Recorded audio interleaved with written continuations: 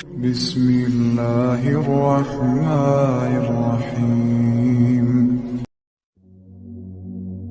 وَإِذْ قَالَ إِبْرَاهِيمُ لِأَبِيهِ آزَرَ أَتَتَّخِذُ أَصْنَامًا آلِهَةً إِنِّي أَرَاكَ وَقَوْمَكَ فِي ضَلَالٍ مُبِينٍ۔ اور یاد کرو جب ابراہیم نے اپنے باپ آزر سے کہا کیا تم بتوں کو خدا بنائے بیٹھے ہو؟ میں تو دیکھتا ہوں کہ تم اور تمہاری ساری قوم کھلی گمراہی میں۔ کتنا میٹھا میٹھا انداز ہے۔ ہمیں لوگ کہتے ہیں جناب پازیٹیولی باتیں کریں، سٹارٹ ہی تھے ہو رہا ہے ابا جی تسی بھی گمراہ، تہاڈی پوری قوم گمراہ، تہاڈے سارے بزرگ گمراہ، سارا کچھ بھی جائے نا۔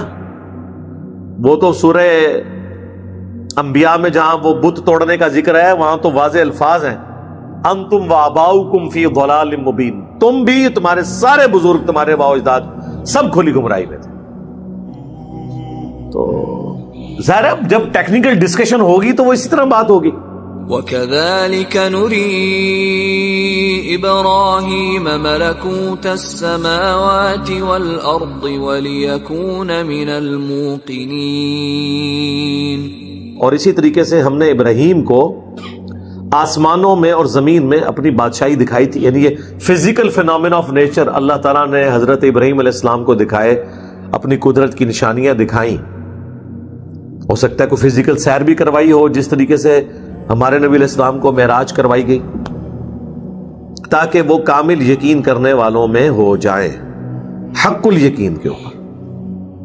فَلَمَّا جَنَّ عَلَيْهِ اللَّيْلُ رَأَى كَوْكَبًا قَالَ هَذَا رَبِّي فَلَمَّا أَفَلَ قَالَ لَا أُحِبُّ الْآفِلِينَ۔ جب رات چھا گئی تو انہوں نے ستارے کی طرف دیکھا، ایک ستارہ جو یعنی ایک ڈومیننٹ ستارہ تھا اس کی طرف دیکھا تو بولے یہ ہے میرا رب۔ اب یہ تو ہے لفظی ترجمہ، لیکن اگر میں اسی ترجمے کو انہی الفاظ کے ساتھ صرف انداز بدل دو، یہ ہے میرا رب، تو اس کا مطلب کیا ہوگا کہ سوالیہ انداز، کہ تم لوگ اس کو رب بنائے ہوئے ہو۔ یہ جو میں نے ترجمہ کیا نا کہ ہاذا ربی، یہ ہے میرا رب، اس کو جو میں نے اس انداز میں کہا یہ ہے میرا رب، یعنی سوالی انداز میں، اس کی سپورٹ میں بالکل اینڈ پہ جا کے آیات آئیں گی کہ حضرت ابراہیم علیہ السلام کے اس انداز کو اللہ نے اپنی طرف منسوب کیا کہ یہ طریقہ ہم نے سکھایا تھا ابراہیم کو اپنی قوم کے اوپر دعوت حق پیش کرنے کے لیے۔ کہا یہ ہے میرا رب جب وہ ڈوب گیا ستارہ، ظاہر ہے جب صبح ہونی تھی ستارے نے تو ڈوب ہی جانا تھا۔ اللہ اکبر۔ تو انہوں نے کہا میں تو ڈوب جانے والے کو پسند نہیں کرتا، زوال آ گیا نا، میرا خدا اگر یہ ہوتا اس پہ زوال نہ آتا۔ فَلَمَّا رَأَى الْقَمَرَ بَازِغًا قَالَ هَذَا رَبِّي فَلَمَّا أَفَلَ قَالَ لَئِن لَّمْ يَهْدِنِي رَبِّي لَأَكُونَنَّ مِنَ الْقَوْمِ الضَّالِّينَ۔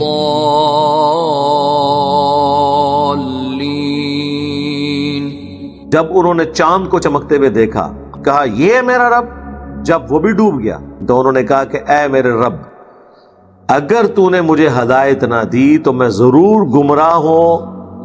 گمراہ قوم میں شامل ہو جاؤں گا۔ تو اس کا مطلب ہے کہ ان کا یہ یقین تھا کہ میرے رب یہ نہیں کوئی اور ہے، مجھے اگر تو نے راستہ نہ دکھایا تو میں بھی گمراہ قوم میں شامل ہو جاؤں گا، تو مجھے تو راستہ تو نے دکھایا، میری قوم کو بھی راستہ دکھا۔ فَلَمَّا رَأَى الشَّمْسَ بَازِغَةً قَالَ هَذَا رَبِّي هَذَا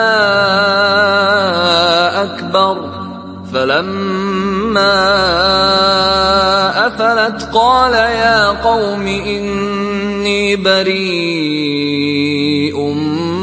مِّمَّا تُشْرِكُونَ۔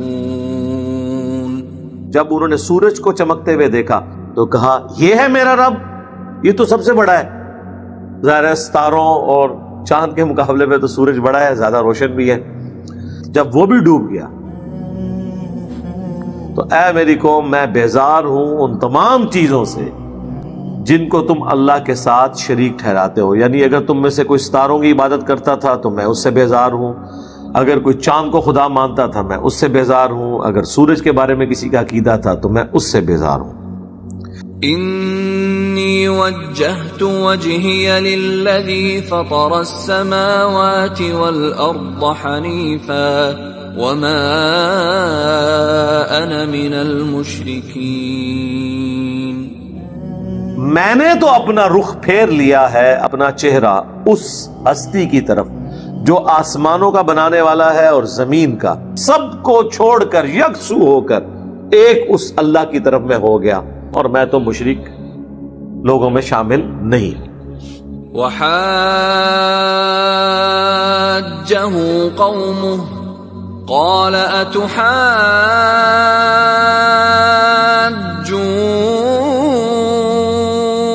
اتحاجوني في الله وقد هدان ولا أخاف ما تشركون به إلا أن يشاء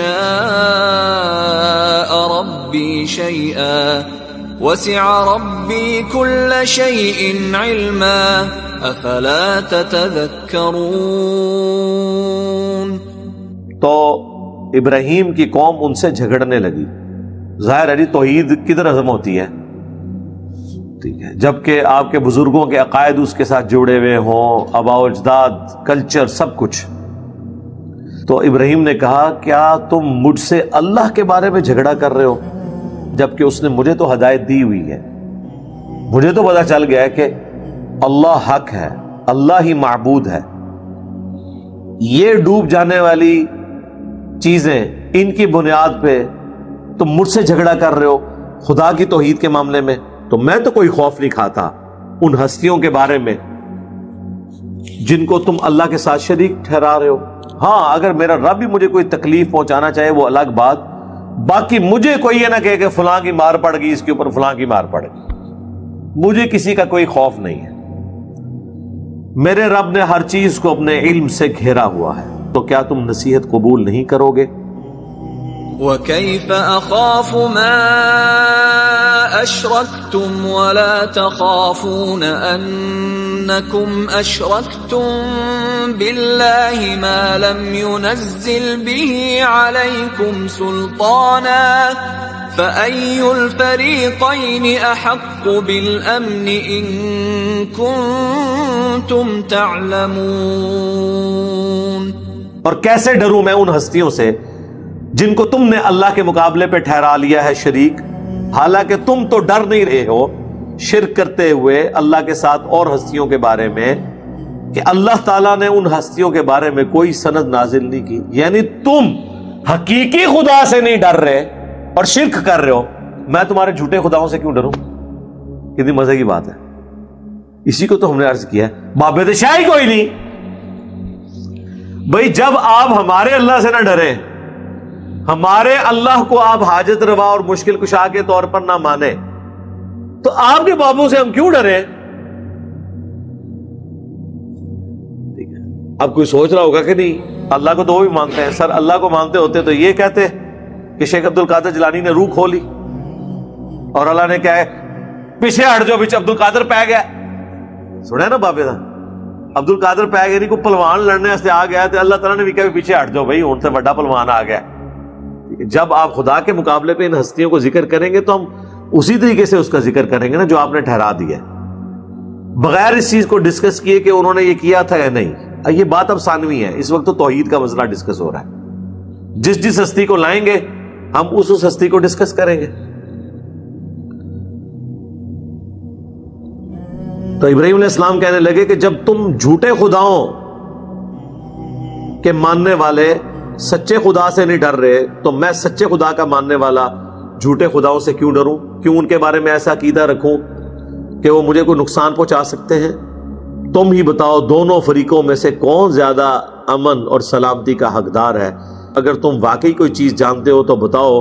اکیلے خدا کا ماننے والا وہ زیادہ نہ ڈر ہونا چاہیے اس حوالے سے کہ آخرت میں اسے امن ملے گا, یا ان جھوٹے خداؤں کے ماننے والوں میں اتنا کانفیڈنس ہونا چاہیے؟ الذين آمنوا ولم يلبسوا إيمانهم بظلم أولئك لهم الأمن وهم مهتدون. وہ لوگ جو ایمان لائے اور پھر ایمان لانے کے بعد اپنے ایمان میں شرک کو شامل نہیں کیا. یہاں ظلم بمعنی شرک ہے. ایسے لوگ ہوں گے امن میں اور ہدایت یافتہ. وَتِلْكَ حُجَّتُنَا آتَيْنَاهَا إِبْرَاهِيمَ عَلَى قَوْمِهِ نَرْفَعُ دَرَجَاتٍ مَّن نَّشَاءُ إِنَّ رَبَّكَ حَكِيمٌ عَلِيمٌ. اب وہ آیت آ گئی ہے جو میں نے کہا تھا کہ یہ ثبوت ہے کہ حضرت ابراہیم کا یہ انداز سوالیہ تھا. یہ وہ حجت کرنے کا طریقہ تھا، دلیل پیش کرنے کا طریقہ تھا جو ہم نے عطا کیا تھا ابراہیم علیہ السلام کو ان کی قوم کے اوپر. یعنی یہ سوالیہ انداز میں پوچھنا کہ جی یہ تو ڈوب گئے، ڈوبنے والوں کو ہم نہیں مانتے. سورج ڈوب گیا تو یہ خدا نہیں ہو سکتا. چاند کی روشنی بھی ختم ہوگی صبح کے وقت، یہ خدا نہیں ہو سکتا. ستارے بھی ڈوب گئے دن کے وقت، یہ خدا نہیں ہو سکتے. تو یہ جو ہر ایک کے ساتھ کہ یہ ہے میرا رب، تو وہ ترجمہ ہم نے اس لیے کیا تھا اس آیت کی وجہ سے کہ یہ سوالیہ انداز تھا سمجھانے کے لیے، ان کے دماغ کھولنے کے لیے.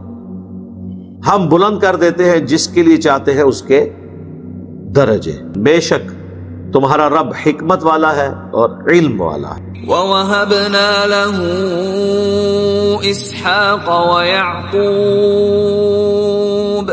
كُلًّا هَدَيْنَا وَنُوحًا هَدَيْنَا مِن قَبْلُ وَمِن ذُرِّيَّتِهِ دَاوُودَ وَسُلَيْمَانَ وَأَيُّوبَ وَيُوسُفَ وَمُوسَى وَهَارُونَ وَكَذَلِكَ نَجْزِي الْمُحْسِنِينَ. اور ہم نے ابراہیم کو اسحاق عطا کیے اور آگے اسحاق کا بیٹا یعقوب. ہم نے سب کو ہدایت دی تھی. اور اس سے پہلے نوح علیہ السلام بھی گزرے، وہ بھی اللہ کی طرف سے ہدایت پر تھے. اور نوح کی ہی اولاد میں داود علیہ السلام اور سلیمان اور ایوب اور یوسف اور موسیٰ اور ہارون علیہ السلام. اچھا اب یہ ترتیب نہیں ذکر ہوئی اس میں، یہ ذہن میں رکھیے گا. اس طریقے سے اگر آپ مطلب وہ دیکھیں نا، حضرت اسحاق کا ذکر پہلے آیا ہے، نوح علیہ السلام کا ذکر بعد میں آیا ہے. اس طریقے سے باقی انبیاء کرام کا بھی. اور اسی طریقے سے ہم بدلہ دیتے ہیں، جزا دیتے ہیں نیکوکاروں کو. وَزَكَرِيَّا وَيَحْيَا وَعِيسَى وَإِلْيَاسَ كُلٌّ مِّنَ الصَّالِحِينَ. اور زکریا علیہ السلام اور یحییٰ ان کے بیٹے جو تھے اور عیسیٰ اور الیاس، یہ سب اللہ کے نیکوکار بندوں میں شامل تھے. وَإِسْمَاعِيلَ وَالْيَسَعَ وَيُونُسَ وَلُوطًا وَكُلًّا فَضَّلْنَا عَلَى الْعَالَمِينَ. اور اسماعیل علیہ السلام اور یسع اور یونس علیہ السلام اور لوط علیہ السلام، اور ہم نے سب کو جہان والوں پر فضیلت دی تھی. یعنی اپنے اپنے زمانے میں یہ اللہ کے چوزن پیپل تھے، چنے ہوئے بندے تھے. سارے جہان والوں پر اللہ نے ان کو اپنے زمانے میں فضیلت دی تھی. وَمِنْ آبَائِهِمْ وَذُرِّيَّاتِهِمْ وَإِخْوَانِهِمْ وَاجْتَبَيْنَاهُمْ وَهَدَيْنَاهُمْ إِلَى صِرَاطٍ مُسْتَقِيمٍ. اور ان کے باپ دادا بھی اور ان کی اولاد بھی اور ان کے بھائی بھی، اور ہم نے چن لیا ان کو اور ہدایت دی ہم نے ان کو سیدھے راستے کی طرف. ذَلِكَ هُدَى اللَّهِ يَهْدِي بِهِ مَن يَشَاءُ مِنْ عِبَادِهِ وَلَوْ أَشْرَكُوا لَحَبِطَ عَنْهُمْ مَا كَانُوا يَعْمَلُونَ. یہ وہ ہدایت ہے جس کی طرف اللہ تعالیٰ رہنمائی کرتا ہے اپنے بندوں میں سے جس کو چاہے. اگر یہ بھی شرک کرتے ہوتے تو ان کے بھی وہ اعمال برباد ہو جاتے جو انہوں نے دنیا میں کیے تھے۔ اب یہ بات سمجھانے کے لیے کہ شرک is the most sensitive issue in the sight of Allah. أولئك الذين آتيناهم الكتاب والحكم والنبوة فإن يكفر بها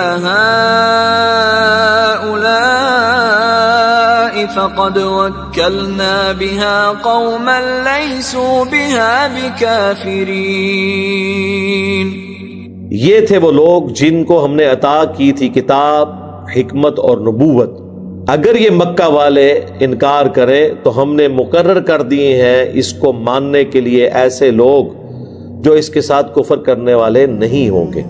یعنی نبی علیہ السلام کو تسلی دی جا رہی ہے کہ اگر مشرکین عرب آپ کی بات مکے والے نہیں سن رہے تو ایسے لوگ بھی آپ کو مل جائیں گے جو ایمان لائیں گے۔ اب یہ مکی دور کی آخری صورتیں ہیں، سورۃ الانعام، اس کے بعد ہجرت مدینہ ہوئی اور نبی علیہ السلام کا گراف پھر اوپر گیا۔ اس میں پریڈکشن کر دی گئی کہ اگر آپ کی اپنی قوم نے قرآن کا انکار کیا ہے تو ایسی قوم بھی ہوگی جو اس دعوت کو قبول کر لے گی۔ ضروری نہیں کہ جہاں آپ محنت کر رہے ہیں وہیں پہ اس کا رزلٹ نکلے، کسی اور جگہ بھی نکل سکتا ہے۔ مایوسی نہیں ہونی چاہیے۔ أولئك الذين هدى الله فبهداه مقتده قل لا أسألكم عليه أجرا إن هو إلا ذكرى للعالمين۔ یہی ہیں وہ لوگ جنہیں ہدایت دی اللہ نے تو انہوں نے طریقے کی پیروی کی۔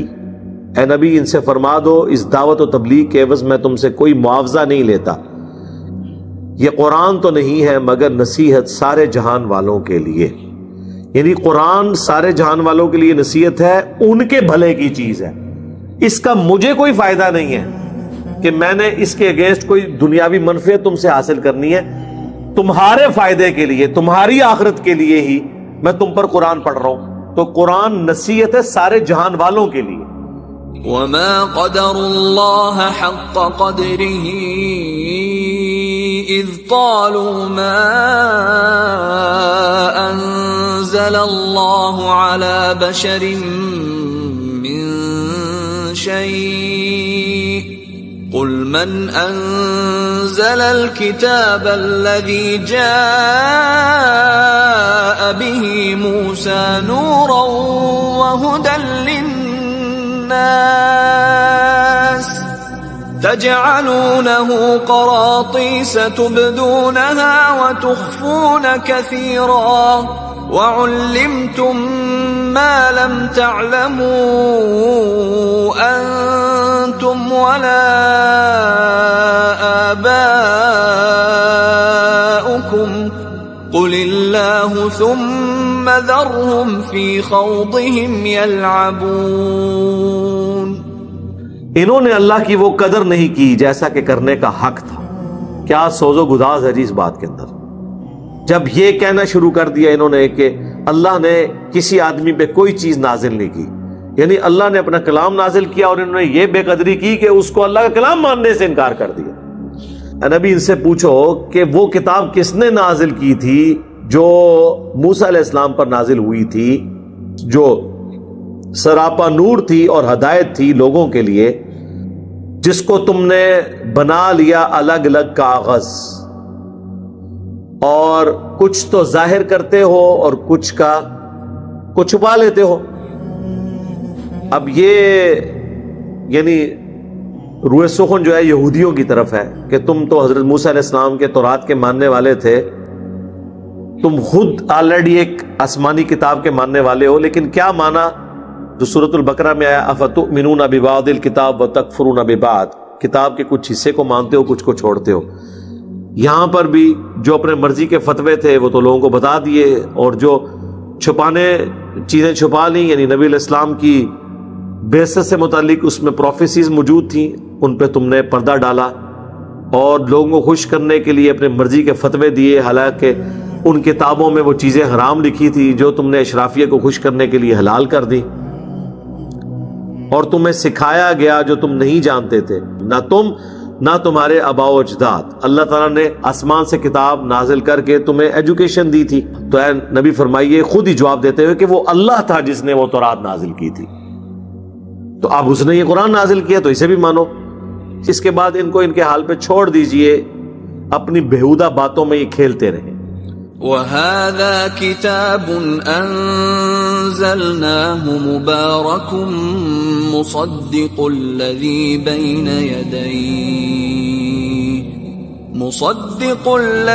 بَيْنَ يَدَيْهِ وَلِتُنذِرَ أُمَّ الْقُرَى وَمَنْ حَوْلَهَا وَالَّذِينَ يُؤْمِنُونَ بِالْآخِرَةِ يُؤْمِنُونَ بِهِ وَهُمْ عَلَى صَلَاتِهِمْ يُحَافِظُونَ. اور یہ ہے قرآن وہ کتاب جو کہ ہم نے بابرکت نازل کی ہے، جو کہ تصدیق کرتی ہے اس کی جو ان کے پاس پہلے سے موجود تھی، یعنی تورات، تاکہ تم ڈر سناؤ بستیوں کی ماں کون سی؟ مکہ اور اس کے ارد گرد. تو ظاہر مکہ اور اس کے ارد گرد پوری دنیا ہی آ جائے گی جب آپ دیکھیں گے. اس وقت تو وہ تھوڑی سی دنیا تھی، پھر پھیلتی چلی گئی. اس کا ذکر باقی جگہ ہے. جو لوگ ایمان لاتے ہیں آخرت پر وہ اس پہ بھی ایمان لے کر آتے ہیں، اس کتاب کے اوپر، اور وہ اپنی نمازوں کی پابندی بھی کرتے ہیں. یعنی یہود و نصارہ میں بھی ایسے سلیم الفطرت لوگ ہیں. یہود میں تو بہت کم تھے، اکا دکا. نصارہ کے اندر کہ جنہوں نے اپنی کتابوں کی پیش گوئی اس قرآن کو مانتے ہوئے نبی علیہ السلام کو بھی ایکسیپٹ کیا، اس قرآن کو بھی ایکسیپٹ کیا، اور وہ اللہ کی عبادت بھی کرنے والے ہیں، نماز قائم کرنے والے ہیں. وَمَنْ أَظْلَمُ مِمَّنِ افْتَرَى عَلَى اللَّهِ كَذِبًا أَوْ قَالَ أُوحِيَ إِلَيَّ وَلَمْ يُوحَ إِلَيْهِ شَيْءٌ وَمَنْ قَالَ سَأُنْزِلُ مِثْلَ مَا أَنزَلَ اللَّهُ وَلَوْ تَرَى إِذِ الظَّالِمُونَ فِي غَمَرَاتِ الْمَوْتِ وَالْمَلَائِكَةُ